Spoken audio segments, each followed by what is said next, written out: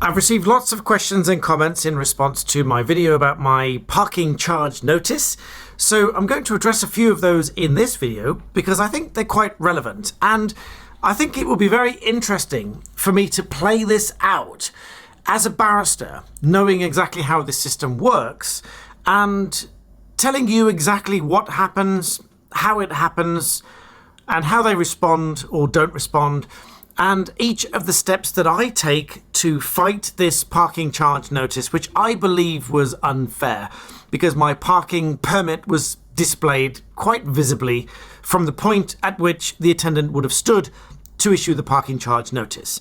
You'll see from my previous video that the permit was easily visible without any effort whatsoever from the point at which the attendant would stand. So, in short, they should not have issued this parking charge notice. Now, let's deal with one or two of the questions in the comments. Now, first of all, one of them said that this is not an invoice, it is just a notice to keeper. This was by way of an email, I think. Now, whilst it's technically true that it's referred to as a notice to keeper under the Protection of Freedoms Act of 2012, specifically under Section 8, it is not worth me ignoring this ticket as such, because to do so would just simply negate the benefit that I might gain by being prompt and efficient, compliant, cooperative, which the court would like us to be as individuals, if I simply ignored it and put them to the difficulty of going to the DVLA to retrieve my details, which they would do so, and then write to me to provide said notice to keeper, even if the one on the windscreen was not deemed to be satisfied, which it probably is for the following reasons. So Section 8 provides that a notice to be relied upon as a notice to keeper for the purposes of the relevant section, 6.1a, is given in accordance with the paragraph in the following requirements are met. The notice must A. specify the vehicle, B. inform the keeper that the driver is required to pay the parking charges in respect of the period specified, state that a notice to driver has been given, various warnings, various indications of discounts, and informing the keeper of a discount offered, and identifying the creditor and specifying to whom the payment is supposed to be made, the date on the notice is sent, and so on and so forth. But each of these things is arguably satisfied with the notice on the windscreen of the vehicle, and even if it isn't, I would expect that it will be sent by the post because this particular company was registered with a trade association which will get the details from the DVLA and send it in the post, and so I would expect the notice to be served in accordance with the legislation regardless. And so if I just ignored the notice on the windscreen, I then look like the difficult one, which is not really going to win me any favours if this ever goes to court. The next question was, well, what if they refuse my appeal? Well, simply put, there is an independent adjudication service, which is theias.org, and this is an independent appeals service in relation to parking charge notices. So if the company refuse my appeal on what I humbly suggest are very reasonable grounds, then I will take my appeal to the IAS and say, this is what happened. I was displaying a permit, albeit not on the dashboard, but clearly visible, and the only term required was that it was on display, and it was on display in any objective assessment because you could see it quite visibly from the point that it would be standing, and allow them the opportunity to decide whether or not I was being fair. Because after all, I was not evading the terms of parking. I was not parking there without paying, without a permit, without license or permit to be there. I was, in fact, there with a valid permit, with permission. It was a gated community with a passcode. There was no way that I could be in there without the passcode, without permission, without the permit, and so on and so forth. And so I was there perfectly legitimately, and so they should really accede to my request if this goes to this appeals service to uphold my version of the argument that really they shouldn't have issued this parking charge notice. However, I am a realist and I do accept that even if the company refuses my appeal and the IAS refuses my independent complaint to this adjudication service, then the matter ultimately might go to a court. Now, if it goes to court, I've had a number of different comments in the comments section, one of which to say that these claims get rubber stamped in Northampton without me ever seeing it and give me a CCJ without me ever knowing about it. Now, of course, that's not true, because they cannot simply, at least within the rules, issue a judgment against me without a hearing, or at least without me responding to the claim form.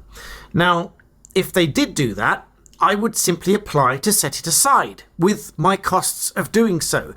Because if they didn't serve me with the claim form, to which I would reply, then I would have a valid ground to set aside any judgment, causing them further grief and costs, because I would claim those costs for setting it aside, because they would have to serve me with the claim form, I would respond to it, in which case they cannot issue a judgment against me without a hearing, at least not without an application for summary judgment, which they wouldn't get because I would provide sufficient evidence to show that they shouldn't get summary judgment, and in any case there would be a hearing for summary judgment, and so they simply cannot just rubber stamp, as it was put, a judgment against me for this parking charge notice without any kind of hearing whatsoever.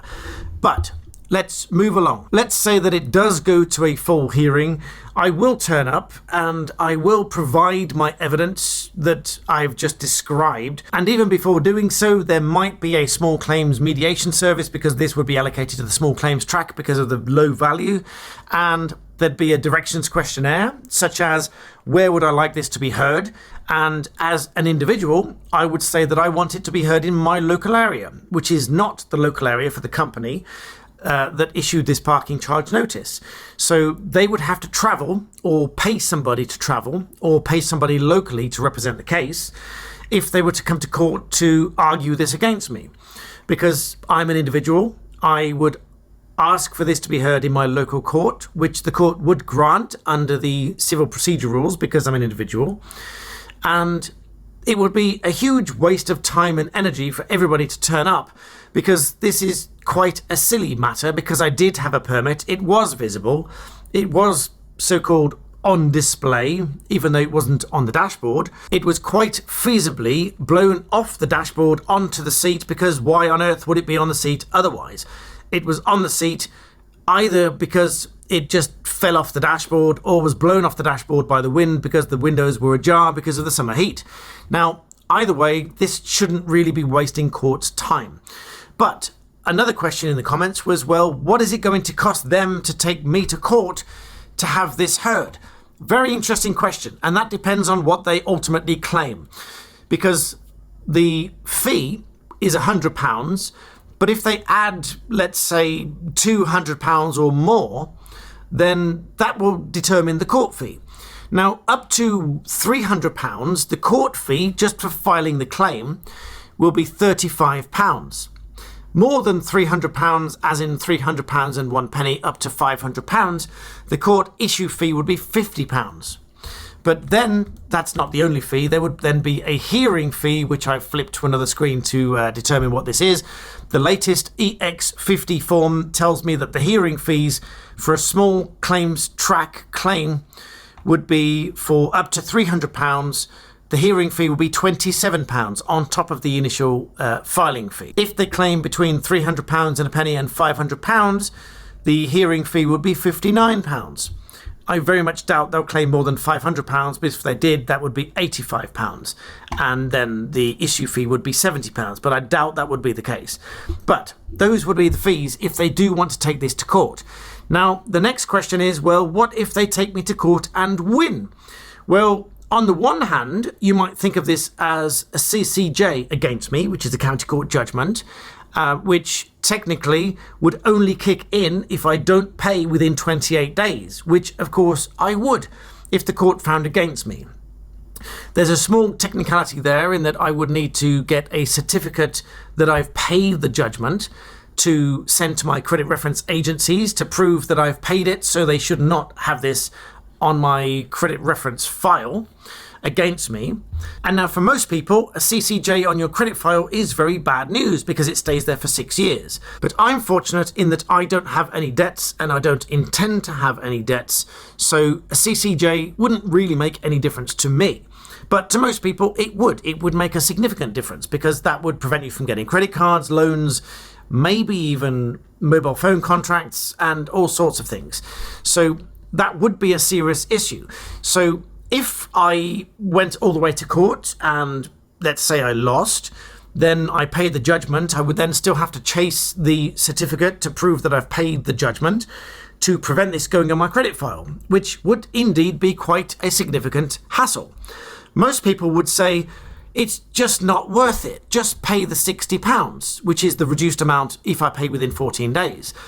Now, on the one hand, yes, that's a significant reduced hassle. But why should I pay £60 when I had a valid permit, it was displayed, albeit not on the dashboard, it was still perfectly visible, and I had no intention to deceive any car park management company, any parking fee or anything out of any fees whatsoever. Because I had a valid permit, it was on display, it was clearly visible, and any objectionably reasonable person standing where that attendant would have stood to issue the parking charge notice would have seen my parking permit. So I intend to challenge it. Now, if this goes completely wrong, I will tell you that it went completely wrong because as a barrister, I know how the system works. So I'm very interested to play this out. And if it goes badly wrong and it adversely affects me, I will tell you how expletive the system is. If it works in my favor and the company say, yes, fair enough, then, we accept your appeal and wipe it off, then I will tell you exactly that they've been fair. Then I will name them as to how fair they've been. If they are, in my view, not fair, I will name the company once it's all done and dusted and say that I don't think they've been fair. And that's my honest, subjective, arguably objective view of how they've dealt with this situation. If they take me all the way to court, and let's say I lose, and let's say I have difficulties with the certificate to prove that I've paid it, because I would pay it, unless there's any valid ground of appeal, which there may or may not be, depending on what happens at the hearing. But if I pay it, and then have difficulty with the credit reference agency, I will tell you all about that as well. Because I am not above or beyond the system that will potentially cause me trouble. And if it causes me trouble, I will make such a stink of it because I will tell you exactly why I think that doesn't work. And I will help you to deal with it and, if necessary, be the ambassador and the advocate for many tens of thousands of you guys watching as to why this system doesn't work, if indeed it goes against me, and what, as a society, we should do about it. So I invite you to hit the like button, to subscribe, hit the notification bell so you get updates onto what happens, because I'm going to see this one through. This is unfair, unjust. I won't accept it because at the end of the day, I had a valid permit, I was displaying it, and that should be the end of the matter. Hopefully the company sees sense. I'm not going to name them just yet, but we'll see what happens. So in the meantime, please do subscribe, and I thank you for watching.